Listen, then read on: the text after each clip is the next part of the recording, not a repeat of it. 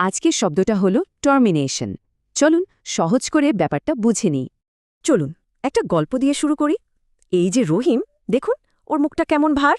ওর মন খারাপ কারণ ওর চাকরিটা আর নেই। এই যে শেষ হয়ে যাওয়া, এটার একটা বিশেষ নাম আছে। এই নামটাই হলো টার্মিনেশন, মানে কোনো কিছুর আনুষ্ঠানিক বা অফিসিয়াল সমাপ্তি। চাকরির ক্ষেত্রে এটা এভাবেই ব্যবহার হয়, মানে অন্যায়ভাবে চাকরি শেষ করায় কোম্পানি সমস্যায় পড়েছে।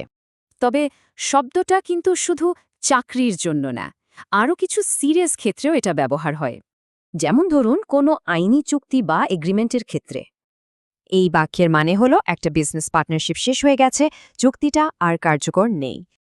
এমনকি ব্যক্তিগত সম্পর্কেও এই শব্দটা ব্যবহার হতে পারে, যেমন ধরুন বন্ধুত্ব। এখানে বলা হচ্ছে একটা অনেক দিনের পুরনো বন্ধুত্বের দুঃখজনকভাবে অবসান ঘটেছে। তাহলে এন্ডিং আর টার্মিনেশনের মধ্যে পার্থক্য কি?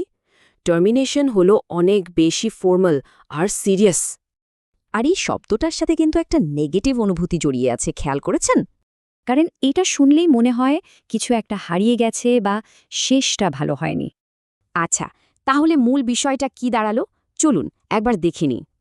মনে রাখতে হবে, টার্মিনেশন মানে হল কোনো গুরুত্বপূর্ণ জিনিসের ফর্মাল বা আনুষ্ঠানিক সমাপ্তি। এখন তো শব্দটা জেনে গেলেন, একটু ভাবুন তো আর কোথায় এই টার্মিনেশন শব্দটা ব্যবহার হতে পারে।